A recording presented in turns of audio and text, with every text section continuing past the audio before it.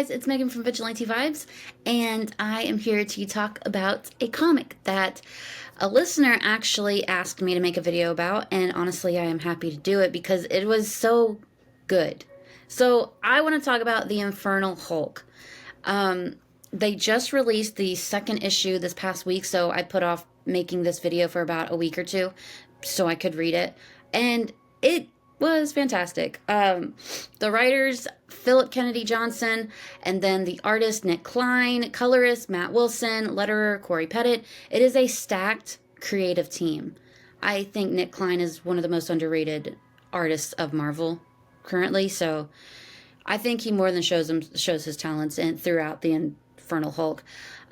So I'm going to talk to you about the Infernal Hulk, not just the creative team. What happens in the Infernal Hulk? Basically, Bruce Banner and the Hulk have been ripped apart in two by an entity called the Eldest. The Eldest possesses the Hulk's body to cause chaos, of course, and has taken over the Hulk. And Bruce Banner is nowhere to be found, and he might be the only one that's able to help. So the Infernal Hulk, it starts very calm. Just two guys at a construction job just talking about their lives. And then they're like, what was that? What was that sound?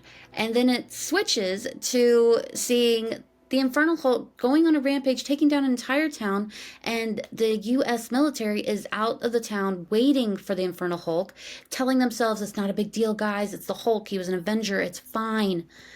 No, it's not. The Infernal Hulk comes out and then kills people, possesses their body. Basically, the Infernal Hulk is making an army of his own, or her own. The Eldest is a female, but the Hulk is a male. So, I don't know. But, so yeah. The Infernal Hulk is going through making their own army. And I will say, like, I've read a lot of Marvel comics, but like this one sent shivers up my spine. The horror aspect of the comic was so pristinely written. Just like there's just such a buildup of tension. There's so much happening, but there's also, it's very, very linear, the story. So it keeps you locked into the comic until the very last page, and you're just kind of like, but I want so much more. I want to see so much more. There's so much to love about it. You can jump in. All you really need to know is that Bruce Banner and the Hulk have been ripped apart. They're no longer one vessel. But, I mean, it even tells you that. You could jump in whenever. But with the Infernal Hulk, I hadn't read the stuff before it.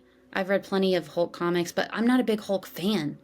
And jumping right in, I loved it. I loved it. But then it's like, is it just a really strong start? Is there more to it? Has it peaked? And then the second one came out, and I'm here to tell you it did not peak. It is still going. It is still continuing. Philip Kennedy Johnson continues this exciting time, and I loved it because the second one actually involves Namor, who is my favorite toxic baddie. He's just, in that comic, the Avengers are on a call with Namor, and they're trying to tell him, look, man, you gotta get out of there. You gotta do something. The Hulk was spotted over the Pacific, might be coming for Atlantis. And Namor's like, I am not scared. I do not care. You guys suck. I'm awesome. Peace. And then right before they get off the call, you hear a huge sound, and the Avengers are like, dude, oh no, bad things are about to happen. And Namor's like, I gotta go. So Namor's like, this ain't gonna be much. It's just a Hulk. Little does he know that is the Infernal Hulk. It is taken over by an evil entity that just has chaotic powers and just wants to be everyone's problem. So the Infernal Hulk makes her presence very known, makes herself very known, and then what you don't realize is that her brother her younger brother is asleep in Atlantis. So that's who she's trying to take over. And the brother is way bigger than her. So it's like, things are heating up spectacularly. And I am so here for it. I'm so excited. There's not many comics that are able to capture the horror aspect and continue to keep it going throughout the second issue. Like, the vibe never changed. It was all gas, no brakes throughout the entire time. And I'm just really excited to see more. So if you have checked out The Infernal Hulk, please let me know in the comments what you thought, because I just think it's too good not for people not to see it. Like, the art, 10 out of 10. Incredible. If you're watching this video on YouTube, you will see that I have pictures from the book, so you can see the art for yourself.